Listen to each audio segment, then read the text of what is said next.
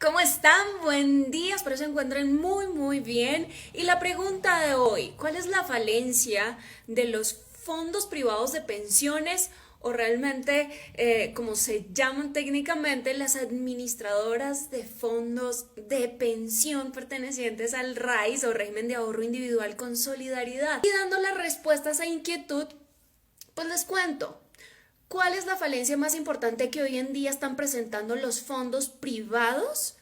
Bueno, son muy similares a una técnica o unos fondos que se sugirieron para ahorrar para la jubilación que se llaman fondos de ciclo de vida. Yo generé un documento, un artículo al respecto que lo pueden encontrar en mi LinkedIn. Se los voy a dejar en los comentarios para que accedan a este documento. Y la primera falencia que es bien importante de resaltar, tiene que ver con la falta de diversificación de instrumentos de inversión que se encuentran dentro de los tres fondos o los multifondos que hoy tenemos acceso a aquellas personas que ahorramos nuestras pensiones a través de un fondo privado, que es el conservador, el moderado y el mayor riesgo, el agresivo. La falta de instrumentos financieros pues hace que no tengamos muchas opciones y que la diversificación sea muy limitada. Eso pues ya es un problema porque no se pueden generar buenos rendimientos o el potencial de rendimientos que se podrían estar generando. Entonces, ¿cuál podría ser una alternativa? Pues tener una mayor diversificación, nada más que las personas puedan también tomar potestad de la diversificación de sus inversiones, que hoy solamente tienes la posibilidad de elegir, cualquiera de estos tres o combinar uno de estos dos, pero cuando te estás acercando a la edad de pensión, pues ya no tienes como esa potestad de elegir en qué fondo vas a querer mantener tu dinero. Por supuesto que estratégicamente tú puedes en ciertos periodos, ciclos económicos, ciclos financieros, hacer cambios, pasarte de mayor riesgo a moderado como si fueses... como si estuvieras teniendo una actividad de activo refugio, muy similar, pero digamos que eso no es un ejercicio esa administración no es un ejercicio potestad de las personas, sino que está de acuerdo a lo que han delimitado los fondos privados, ¿verdad? Bueno, y el segundo problema que está relacionado y que es muy parecido al de los fondos ciclo de vida es que tú a medida que vas ahorrando los primeros años de cotización, vas a elegir o te eligen por defecto, según tu edad, portafolios mayor riesgo. ¿Con qué objetivo?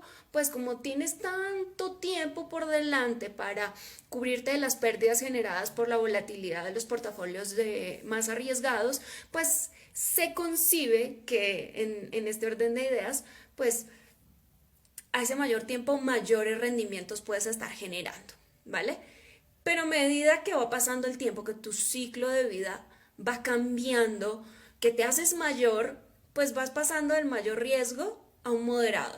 Una persona en edad media, sus 40 y demás, pues va a considerar que ya no va a estar en condiciones de arriesgar tanto, pero sí necesita generar rendimientos, entonces lo van a cambiar en un portafolio moderado. Y por supuesto, cuando estas personas ya se están acercando a su edad de pensión, obviamente las van a pasar poco a poco a un régimen ya un poco más conservador. Pero aquí yo hago una pregunta, o más que una pregunta, eso, una óptica diferente, y es que si se supone que a mayor dinero tienes, mayor cantidad de dinero tienes, más posibilidades de rendimientos puedes generar, ¿por qué razón tú deberías tener esa cantidad tan grande de dinero en un portafolio conservador que genera tan bajos rendimientos? Ahora bien, es normal que una persona con muy poco dinero se enfrente a una volatilidad más alta, a un nivel de riesgo mucho más alto, porque es la única manera de incrementar el portafolio, sí, pero cuando tú ya has construido un buen dinero, no tendría ninguna razón, ninguna justificación pasarlo a un portafolio conservador en vez de dejarlo en mayor riesgo y que genere las rentas más altas posibles.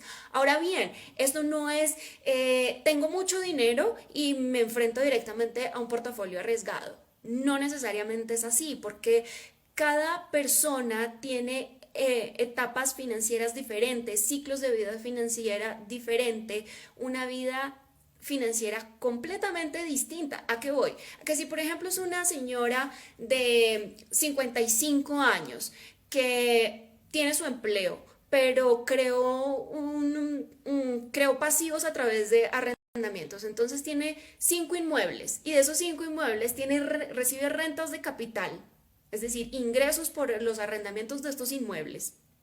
¿Mm? Sus hijos ya están más allá del bien y del mal, ya han construido su patrimonio, ya tienen mucho dinero y no dependen económicamente de ella. Nadie depende económicamente de ella. Y resulta adicional que falleció su esposo, su cónyuge, y este cónyuge le dejó la pensión de sobrevivencia. Entonces, recapitulemos. La señora tiene la pensión de sobrevivencia, tiene su salario, tiene... tiene además, recibe rentas de capital, ¿sí? Entonces digamos que el cúmulo total de todo este dinero hace que si ella pone el dinero de su ahorro pensional en alto riesgo, pues no se va a afectar su dinero casi que para nada, ella puede arriesgar su dinero. ¿Por qué razón? Porque es que ella ya tiene fuentes que le van a garantizar esa etapa de retiro por si hay una variable de pérdida en su pensión cuando se enfrente a estas volatilidades. ¿Me hago entender? Es decir, todo lo que ella ha acumulado, pues ella puede darse el lujo de arriesgar sin ningún problema porque tiene un buen colchón que le ayude a solventar lo que tiene. No sería lo mismo para una persona que le ha costado construir su patrimonio, una persona de la misma edad que tiene su estrategia 100% abocada en la pensión obligatoria.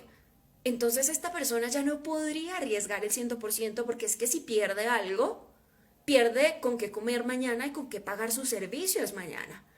Son dos condiciones distintas. Ahora bien, lo mismo sucedería con un joven que, no sé, tiene un empleo que es volátil, se endeudó para una vivienda, tiene hijos, su esposa depende económicamente de él, entonces esta persona técnicamente no podría darse el lujo de tener portafolios sumamente arriesgados, porque donde pierda ese dinero va a perder la posibilidad de dar de comer a su familia y de darse de comer a sí mismo. Entonces, aquí voy a que el juego de los rendimientos y demás tiene que ser acorde a las capacidades y realidades financieras de cada persona. Entonces, esto es una labor, entre comillas, muy personalizada, pero también se puede entablar en un proyecto que pueda ser general, a través de que la persona tenga potestad, guía y asesoría de un profesional que le ayude a gestionar su portafolio de ahorro para la pensión. La principal crítica, por ejemplo, a estos fondos de ciclo de vida es eso.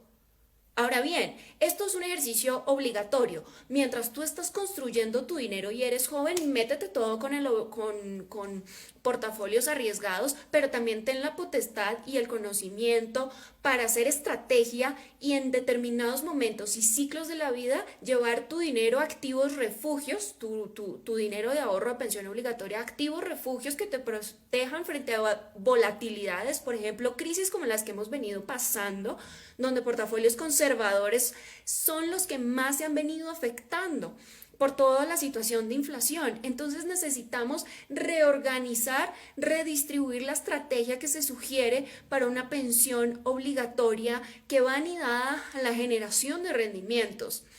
Entonces viene siendo más como una mezcla de varios ejercicios.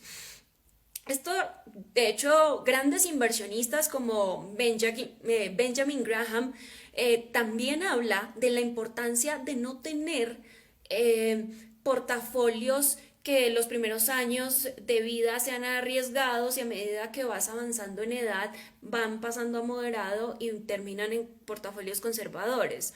Entonces, esta es una crítica que hace Benjamin Graham y dice, hombre, tienes que arriesgar de acuerdo a tu conocimiento y tus estrategias y todo lo que hay. Entonces, esto es algo que también hay que revisar dentro de los fondos de inversión que se hacen a través de las administradoras de fondos de pensión obligatoria o RAIS, régimen de ahorro individual con solidaridad. Entonces, bueno, esta es una de las principales críticas. Ustedes la pueden encontrar también por parte de la OCDE, del Banco Mundial, del Fondo Monetario Internacional, que han hecho las debidas sugerencias.